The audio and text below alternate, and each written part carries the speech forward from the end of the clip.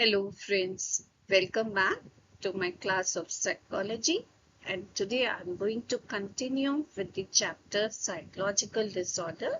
This would be part 2 of this chapter. In this video I'm going to cover Diathesis-Stress Model, major psychological disorders. I'm going to start in this video, and I would be covering the following disorders: anxiety disorder, panic disorder, separation anxiety disorder, obsessive compulsive disorders, and post-traumatic stress disorders. So the video is going to be a bit long. Stay tuned. Okay, let's start. Okay, so now let us start that this is a stress model. According to this model, the person develops psychological disorder due to interaction between diathesis and environmental factor or a stressful event.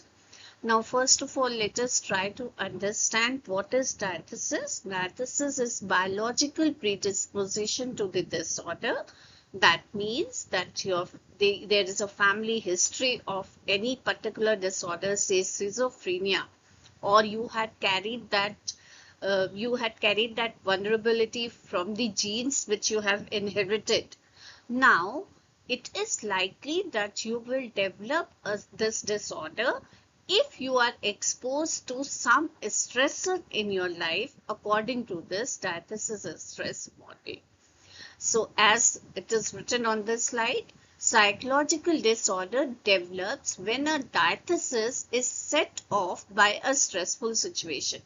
So in that case, even if you have carried that vulnerability, there is less chances that you will develop that disorder. But if you are exposed to any stressful situation, then the chances are high that you will develop this disorder. Okay, I hope it is clear. Otherwise, please do write in the comment section and I will explain you again. Okay, so now we are starting with major psychological disorders in your syllabus. And first of all, I would like to tell you that as a student of class 12, you just have to get acquainted with the symptoms of these disorders. And while studying the symptoms of these disorders, the children sometimes find that they are also suffering from these disorders. So please do not feel like that. I'm telling you, I had already told you when I was teaching you the signs and symptoms of stress that experiencing these symptoms for 1 or 2 days doesn't mean that we are suffering from stress or any psychological disorder. When it is prolonged, when it is dysfunctional, that is, you are not able to carry out your daily activities, it is disturbing you so much, then a professional in the field, not me and you, but a professional in the field can label you suffering from any particular disorder. Okay, so do not get nervous, do not yourself get anxiety attacks, reading anxiety disorders. Okay, so now let me start. See, anxiety is our natural response to any new situation, or even when we are experiencing the same situation like examination again and again, but then also we might feel nervous before an exam, before giving the presentation. It is natural. But the symptom of anxiety disorder differ from normal anxiety in the way that in anxiety disorder, the person has no reason for getting anxious and he gets anxious. Okay, he gets anxious on small things. Then this normal anxiety, when the reason is finished, when the examination and all is over, you overcome it. Whereas this person is not, the person who is suffering from anxiety disorder is unable to overcome it for a prolonged period of time, you can say. Apart from this, it is not disturbing your day. Normal anxiety doesn't disturbs you so much that you are not able to carry out your daily activities. Whereas the person who is suffering from anxiety disorder is not able to carry out his daily activity. It becomes dysfunctional. You have studied with me 4 Ds of psychological disorders. If you do not know, please go to my part 1 video of this chapter and do revise them again. Okay, so there are various symptoms of anxiety which we all might have experienced somewhere or the other, like restlessness or headache or body pain, as well as trembling and hypertension, so on and so forth. Now, if you start with the definition of this disorder, which is given in your book, they are a group of psychological conditions characterized by intense, uncontrollable feelings of fear, worry, or nervousness. Okay, so now I'm going to cover in the next slide what are different types of anxiety disorders. First is generalized anxiety disorder. Symptoms are more or less the same, which I had explained to you for the anxiety disorder. It is prolonged, unexplained means no reason for it and you are experiencing anxious. Vague means unclear. It is not clear to you why you are feeling anxious. And they are accompanied by hypervigilance and motor tension. This is something new for you. Hypervigilance means that when the person is suffering from anxiety disorder, they are always in alert condition.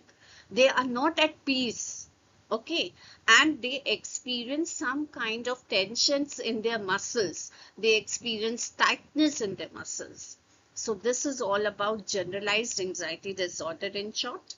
Next is phobia, irrational fears, which could be related to any object, any person, or any situation, which has no logic in it. Why should you get afraid of talking to people or of some soft toy or some animal? Okay. Next is panic disorder. Panic disorder is characterized by the feeling of intense terror and dread. In this, the person experiences that he is now going to die. And the physiological symptoms which he experiences is breathlessness, heart palpitations, trembling. Okay. Next is other disorders which are given in your book. One is selective mutism. In this, the child is not able to speak in a particular specific situation, whereas in other situation he speaks. So this is a sort of a selective mutism. And next is your substance medication induced anxiety disorder, when the person experiences withdrawal symptoms when he tries to leave alcohol and all, then he develops anxiety too when he withdraws from alcohol or so. And then there are certain medical conditions which create anxiety disorder, like thyroidism.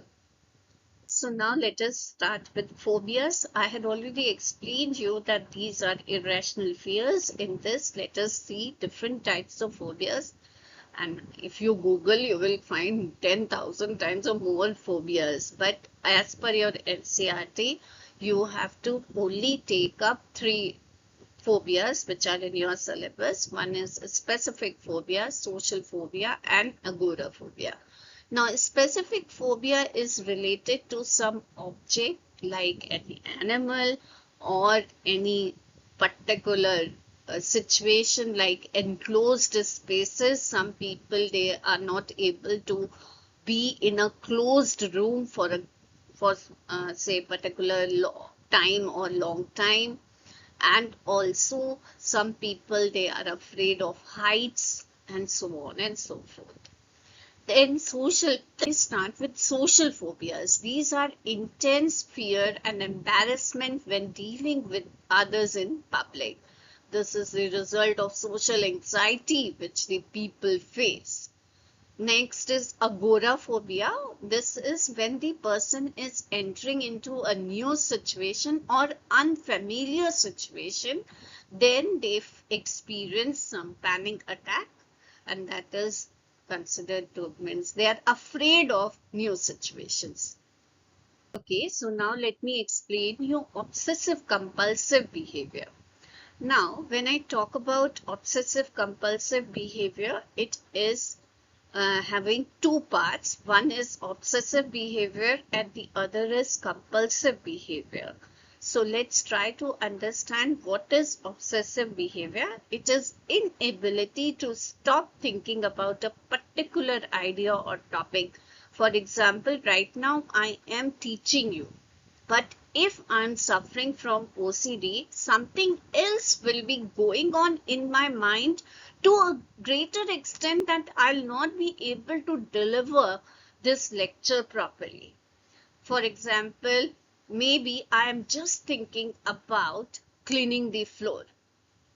Now this is in my thought. Now in action, compulsive behavior means I had cleaned my this floor say one time. Okay, second time due to means my habit ki I should clean more. But then over and over again, then that becomes the compulsive behavior which is seen in the people suffering from OCD. Other disorders which are related to OCD in your syllabus is hoarding disorder. This disorder you might have observed in your grandparents or great-grandparents if they are alive. They do not want to leave their obsolete things also. They had that possession and they want to possess those things. They will not give it to Radiwalas and all. So that type of obsession they have. And then it is trichotillomania. Trichotillomania. In this, the person has the habit of pulling the hairs, either eyelashes or these or some on our arms. The person is having this tendency. And then is exhaustion. That means the person is, pinching his skin so much that he is developing skin lesions. Okay, so this is all about OCD. Okay, so now let us talk about separation anxiety disorder.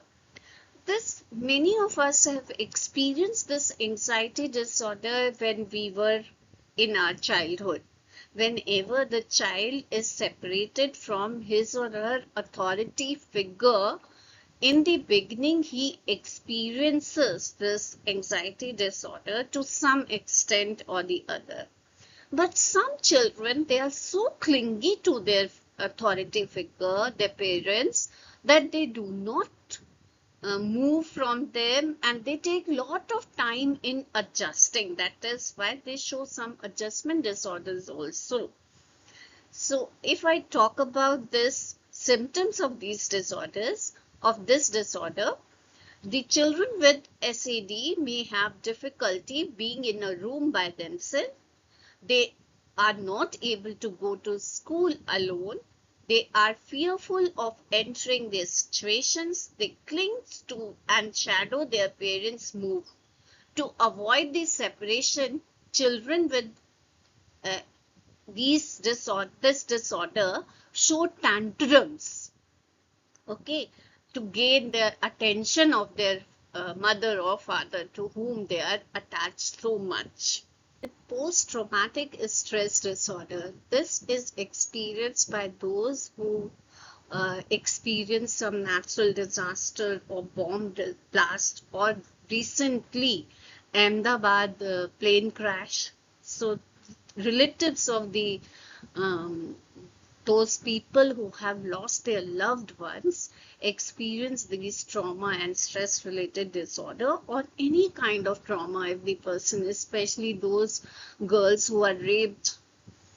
So it's very painful. And the symptoms include the recurrent dreams that they seen when they sleep. They're not able to sleep properly.